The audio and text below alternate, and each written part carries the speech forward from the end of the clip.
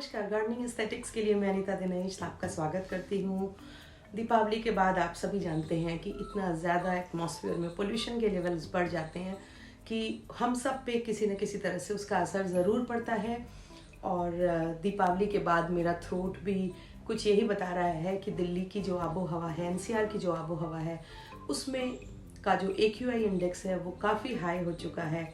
और ऐसे में आज मैं बात करूंगी एक ऐसे प्लांट की जिसको नासा ने अपने उन 50 पोल्यूशन कर्व करने वाले प्लांट की लिस्ट में डाला है। और ये प्लांट बहुत ही खूबसूरत प्लांट है और बहुत ही पुराने समय से गार्डन्स में, लैंडस्केप में कलर को ऐड करने के लिए इस प्लांट को यूज़ किया जाता था, जो ऑलमोस्ट हर व्यक्ति को ने कभी ना कभी इस प्लांट को जरूर लाया होता है, जरूर अपने गार्डन में लगाया होता है। और शायद आप ऑलमोस्ट स्पेशली अगर आप सिंगापुर चले जाएं या इंडोनेशिया जैसी कंट्रीज में चले जाएं, जो ट्रॉपिकल कंट्रीज हैं एशियन, इसके साथ ही अगर आप बॉम्बे में जाएं, कैलकाटा में जाएं, तो आप रोड्स पे डिवाइडर्स पे लगे हुए क्रोटन्स को देखेंगे। बड़े अच्छे खूबसूरत 10-10 फीट के प्लांट हो गए होते हैं। पर हमारे यहाँ दिल्ली एनसीआर में क्रोटन्स उतने अच्छे से चल नहीं पाते हैं। उसका सबसे बड़ा कारण है कि ये कोल्ड को लेकर के और एक्सट्रीम हॉट को लेके, दोनों को लेके सेंसिटिव है। और हमारे यहाँ नॉर्थ इंडियन प्लेन में कम से कम 1.5 महीने ऐसा क्लाइमेट होता है जब हीट वेव बहुत जोर से चलती है या बहुत ज़्यादा स्ट्रॉन्ग कोल्ड वेव्स चलती हैं। और ये दोनों टाइम इसके लिए बहुत ही ख़राब होते हैं।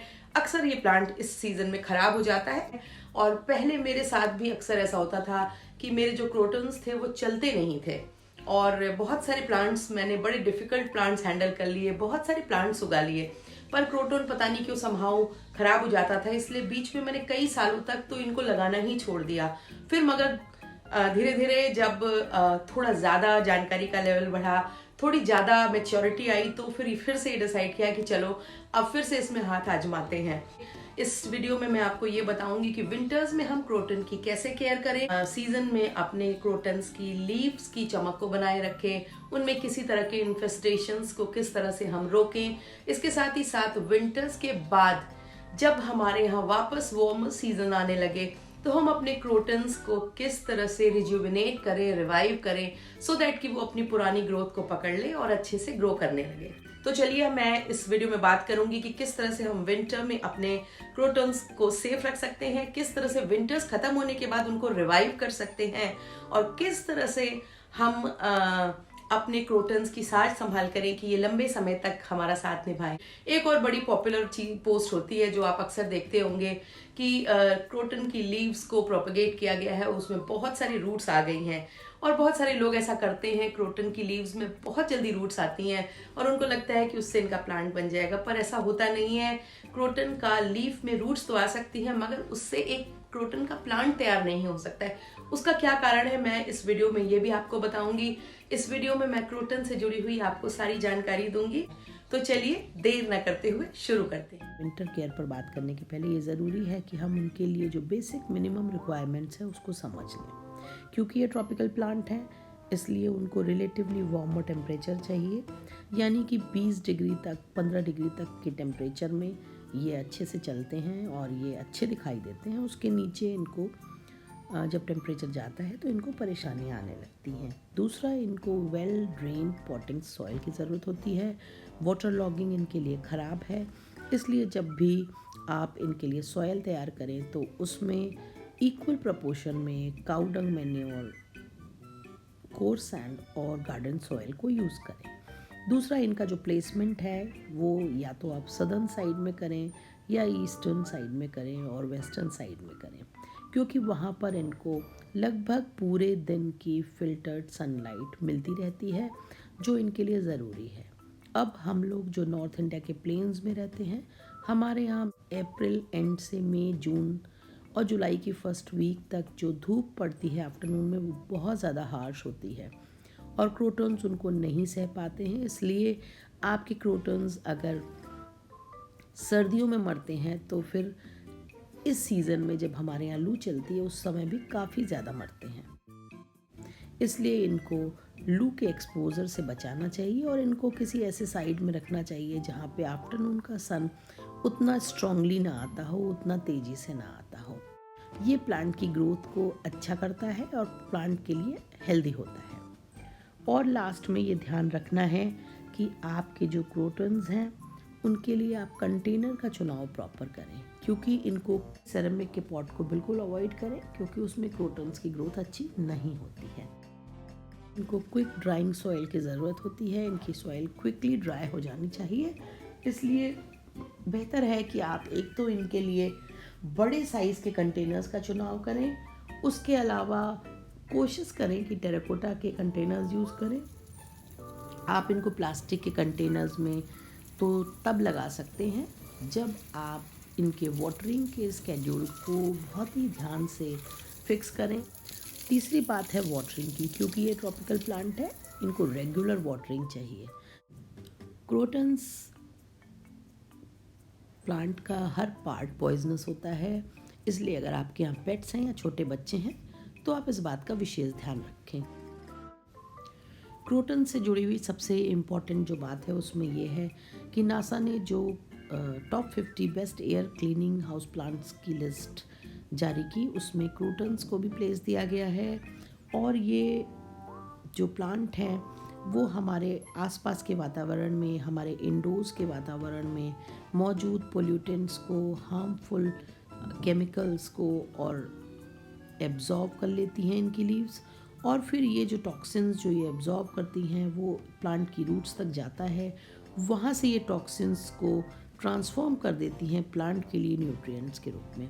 क्रोटन्स हमारे यहाँ नॉर्थ इंडिया के प्लेन में एक टेंडर पेरेनियल की तरह बिहेव करते हैं, और ये क्योंकि ट्रॉपिकल और सब ट्रॉपिकल क्लाइमेट के प्लांट हैं, इसलिए इनकी जो ग्रोथ होती है वो वार्मर मंथ में अच्छी होती है। और ये प्लांट इतने ज़्यादा खूबसूरत होते हैं, इनको लैंडस्केप में काफ़ी ज़्यादा यूज़ किया जाता है, हेजेस के तौर पे या बोल्ड फोकल पॉइंट्स के तौर पे गार्डन्स में, या फिर बिल्डिंग्स के खूबसूरत बिल्डिंग्स के बाहर इनको यूज़ करते हैं। पर हमारे यहाँ जो नॉर्थ इंडिया में विंटर्स के टाइम इनके लिए थोड़ा मुश्किल हो जाता है, और ऐसे में काफ़ी सारे क्रोटन्स ख़राब हो जाते हैं, इसलिए हमारे यहाँ ये उतना फ्रीक्वेंटली लगे हुए आपको नहीं मिलेंगे। क्रोटन यूँ तो हार्डी प्लांट होते हैं, पर ये प्लांट फ्रॉस्ट सेंसिटिव होते हैं। इसका मतलब ये है कि हमारे यहाँ विंटर्स में स्पेशली 15 दिसंबर से 15 जनवरी के बीच में जो वेदर कंडीशंस होती हैं उसमें फ्रॉस्ट की जो प्रधानता होती है, फ्रॉस्ट बहुत ज़्यादा बार पड़ता है, और ये जो फ्रॉस्ट होता है ये क्रोटन्स के लिए अच्छा नहीं होता है, और कई बार आपका प्लांट मर जाता है, ख़राब हो जाता है। इसलिए ये ज़रूरी है कि जब फ्रॉस्टी वेदर कंडीशंस बने तो आप इनको किसी शेडी एरिया में रखें जहाँ इनको प्रॉपर धूप मिलती हो, और अगर आपके पास ऐसा कोई एरिया ना हो तो 1 महीने के लिए आप इनको इंडोर्स भी ला सकते हैं। पर आपको ये ध्यान रखना होगा कि आपकी जो रूम में जहाँ आपने क्रोटन्स को रखा है वहाँ पर किसी भी तरह का हीटर, किसी भी तरह का वार्मर ना चलता हो, सो दैट कि जब आप उसको बंद कर दें तो टेम्परेचर में रूम में डिफरेंस ना हो। और या फिर अगर आप के कमरे में सनी साइड में, सदर्न साइड में, वेस्टर्न साइड में कोई विंडो है तो उसके पास में ला करके आप उस क्रोटन प्लांट को रखें, सो दैट वहाँ पे रेगुलर उसको धूप से एक्सपोजर होता रहे और आपका प्लांट फ्रॉस्ट से भी बचा रहे और उसकी रिक्वायरमेंट के अकॉर्डिंग सन भी उसको मिलता रहे। तो सबसे पहला जो चैलेंज होता है विंटर्स में वो अपने प्लांट को फ्रॉस्ट से बचाना होता है। अगर आपने 1 महीना फ्रॉस्ट से अपने प्लांट को बचा लिया तो आपका प्लांट लंबे समय तक सरवाइव करता रहेगा।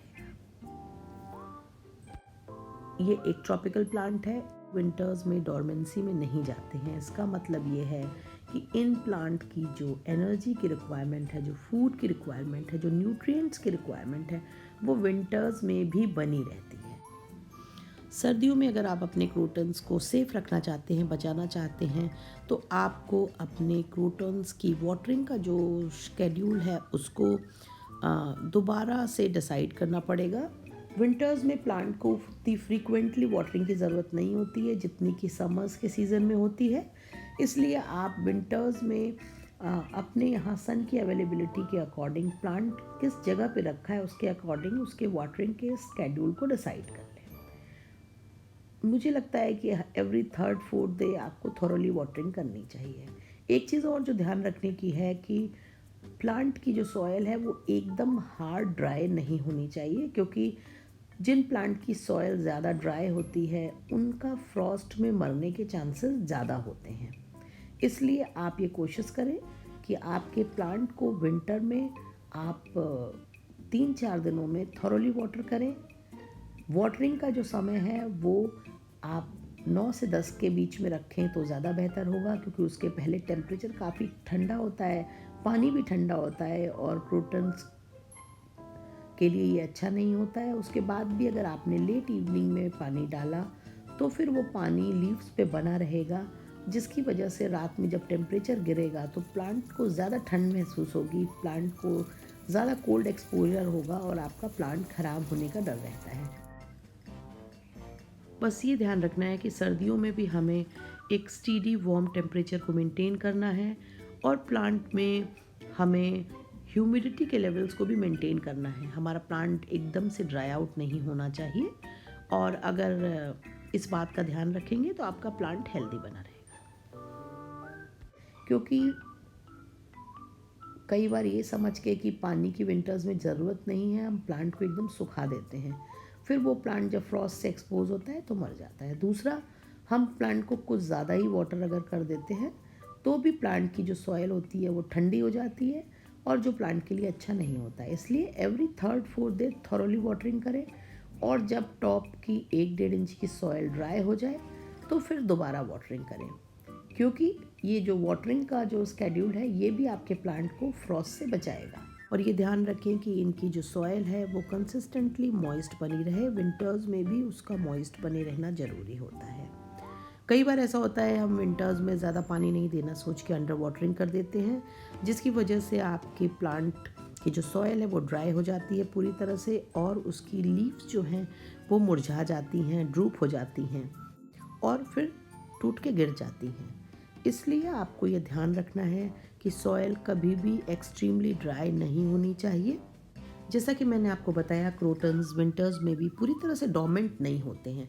इसका मतलब ये है कि इनकी जो न्यूट्रिएंट्स की रिक्वायरमेंट है वो बनी रहती है, इनको एनर्जी की थोड़ी ही तादाद में से ही ज़रूरत होती है। इसलिए आप सिर्फ फ्रॉस्ट सीज़न, जिसमें कि 15 दिसंबर से 15 जनवरी के बीच का समय है नॉर्थ इंडिया में, वो समय छोड़ करके आप क्रोटन्स को पूरे साल फर्टिलाइज़र दे सकते हैं। आप 15 दिसंबर के पहले और उसके बाद 1 फरवरी ऑनवर्ड्स आप इनमें कोई भी लिक्विड ऑर्गेनिक मैन्योर को यूज़ कर सकते हैं। आप चाहे तो इनमें NPK की 19-19-19 या 20-20-20 के कॉम्बिनेशन को एक पिंच डाइल्यूटेड फॉर्म में इन प्लांट्स में डाल सकते हैं। इससे इन प्लांट्स की जो पत्तियां हैं उनकी रौनक नहीं ख़त्म होगी, पत्तियां शाइनी और फ्लैशी बनी रहेंगी। अब बात आती है कि किस तरह से विंटर्स में भी आप अपने क्रोटन्स की लीव्स को शाइनी बनाए रखें। तो इसके 2 तरीके हैं। या तो आप एक गीले कपड़े को इस तरह से सोप वाटर के सॉल्यूशन में निचोड़ के ले लें और अपनी लीव्स, प्लांट की लीव्स को केयरफुली उससे अच्छे से पोंछ दें। और इसके अलावा आप पूरे प्लांट को अच्छे से पाइप से अच्छे से इस तरह से वॉश कर दें, सो दैट कि कोई भी माइट्स, पेस्ट अगर इस पे बने हैं तो वो उससे रिमूव हो जाए।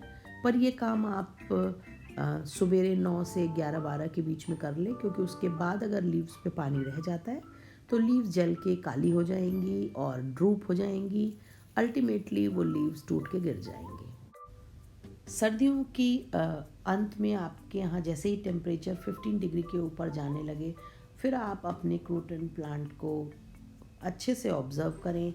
जो पार्ट्स इसके ख़राब हो गए हों उनको अच्छे से ट्रिम कर दें, पीली पत्तियों को, ख़राब पत्तियों को, स्पॉटेड लीव्स को उसमें से हटा दें और बढ़िया से गुड़ाई करके और प्लांट में थॉरोली वाटरिंग कर दें। इससे आपका जो प्लांट है वो वापस रिवाइव होने लगेगा, उसमें नई ग्रोथ आने लगेगी।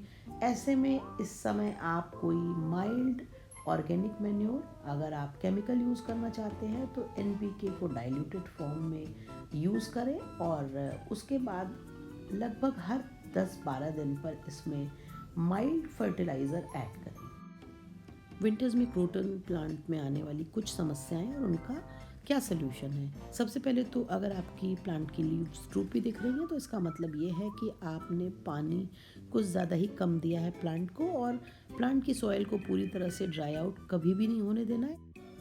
अगर आपको अपनी क्रोटन की जो लीव्स हैं उन पे कोई भी ब्राउन स्पॉट्स दिखाई दे रहे हों, टैन कलर के डेड स्पॉट्स दिखाई दे रहे हों, तो आप उन लीव्स को तुरंत काट के हटा दें, क्योंकि ये जो इन्फेक्टेड फोलिएज है ये आपके प्लांट में फर्दर इस डिजीज़ को बढ़ा सकता है। और क्योंकि ये एक बैक्टीरियल प्रॉब्लम है, बैक्टीरियल डिजीज़ है, और बहुत ही तेज़ी से जैसे ही सैप इधर उधर लगेगा वो काफ़ी तेज़ी से स्प्रेड होगी। इसलिए इसका सबसे अच्छा ऑप्शन ये है कि आप प्लांट के जो इन्फेक्टेड पार्ट्स होते हैं उनको तुरंत ही रिमूव कर दें। और आपने कई बार गौर किया होगा कि आपके जो क्रोटन्स की लीव्स होती हैं उन पे वाइट स्पॉट्स भी बहुत ज़्यादा बार बन जाते हैं। और अगर आप इसको गौर से देखें तो ये एक तरह का मोल्ड होता है जो कि इंसेक्ट्स के इन्फेस्टेशन से होता है, और ये उनके सैप से, उनके एक्सक्रीशन से ये चीज़ें बढ़ती हैं। इसलिए आप इसके लिए सबसे अच्छा तरीका ये है कि आप अपने क्रोटन प्लांट में रेगुलर मिस्टिंग करते रहें, सो दैट कि लीव्स के ऊपर किसी भी तरह के इंसेक्ट्स, किसी भी तरह के बग्स, किसी भी तरह के माइट्स बन ना पाएँ और रह ना पाएँ। अगर आपको लग रहा है आपके क्रोटन प्लांट में फंगस का अटैक हो रहा है तो आप उसको कैसे रिमूव करेंगे। आप 1/4 टीस्पून बेकिंग सोडा को 1 क्वार्टर ऑफ वाटर में मिक्स कर लें, फिर से स्प्रेइंग बॉटल में भर करके आप अपने प्लांट के ऊपर उसको वीकली, जब आपने पहली बार फंगस के साइन देखे हैं तो उसको स्प्रे करना शुरू कर दें। और अगर ये ज़्यादा है तो आप अल्टरनेट डे पे उसको स्प्रे करें अच्छे से। आप उसमें फिर नीम ऑयल को भी मिला करके यूज़ कर सकते हैं। सर्दियों में क्रोटन की लीव्स के कलर का फेड हो जाना, उनका वाइट या येलो हो जाना, पेल कलर का हो जाना एक सामान्य सी बात है। ऐसा मौसम के असर की वजह से होता है। विंटर में जो ड्राइनेस होती है, जो लाइट की कमी होती है, इसकी वजह से ये पत्तियों के कलर में चेंज आता है। जैसे ही सीज़न नॉर्मलसी की तरफ बढ़ेगा, आपके क्रोटन प्लांट्स की जो लीव्स की ब्यूटी है वो पहले की तरह वापस आ जाएगी। अगर आप अपने क्रोटन प्लांट में वाटर की जो क्वांटिटी है वो विंटर्स में रेगुलेट नहीं करते हैं, काफ़ी सारी वाटरिंग करते रहते हैं, तो इसके रूट रॉट होने का खतरा बढ़ जाता है। और रॉटेड जो रूट होती है वो बहुत ही ज़्यादा ब्लैक कलर की होती है, और जब आप उसको टच करेंगे तो बहुत ही मशी दिखाई देगी। ऐसे में आपको ये करना चाहिए कि ऊपर की गीली मिट्टी को तुरंत निकाल करके और उसमें कोर्स सैंड मिला करके नई फ्रेश मिट्टी को भर देना चाहिए, और वाटरिंग की क्वांटिटी को फिर देख करके ही करना चाहिए। खूबसूरत फोलिएज प्लांट्स की तरह जो क्रोटन होते हैं वो भी स्पाइडर माइट के इन्फेस्टेशन से काफ़ी ज़्यादा प्रभावित होते हैं। खासकर ये प्रॉब्लम तब आती है जब आपका प्लांट लो लाइट में रखा हो या इंडोर्स रखा हो, तो वहाँ की ड्राई जो हीट होती है, ड्राई एटमॉस्फेयर होता है, वो स्पाइडर माइट्स को प्लांट की तरफ अट्रैक्ट करता है। और इसके जो मोस्ट विजिबल सिम्टम है वो है प्लांट की लीफ के अंडर साइड में वाइट बहुत सारे स्पॉट्स का हो जाना। और अगर ऐसा होता है तो आपको अपने प्लांट को लाके लाइट में रखना चाहिए, उसको अच्छे से वॉश करके और बढ़िया धूप में रखना चाहिए। सोशल नेटवर्किंग साइट्स पे आप बहुत बार देखते होंगे कि क्रोटन की लीफ के थ्रू प्रोपगेशन करने के बारे में बताया जाता है, और ये निहायत ही गलत धारणा है कि क्रोटन्स को उनकी लीफ के थ्रू प्रोपगेट किया जा सकता है। अगर आप उनकी लीव्स को पानी में डालेंगे तो उनमें एक रूट सिस्टम डेवलप हो जाता है जो देखने में काफ़ी हेल्दी और अच्छा लगता है, पर बिना किसी भी एक्सिलरी बड के आप प्लांट को डेवलप नहीं कर सकते हैं, पूरा प्लांट नहीं बन सकता है। अगर आपको मेरा ये वीडियो पसंद आया हो तो मेरे वीडियो को लाइक करें, मेरे वीडियो को अपने गार्डनिंग लविंग फ्रेंड्स के साथ शेयर करें, मेरे चैनल को सब्सक्राइब करें, और प्लीज़ बेल आइकन दबाना ना भूलें ताकि गार्डनिंग से जुड़े हुए मैं जो भी अपडेट करूं वो आप तक तुरंत पहुंचे। Thank you very much.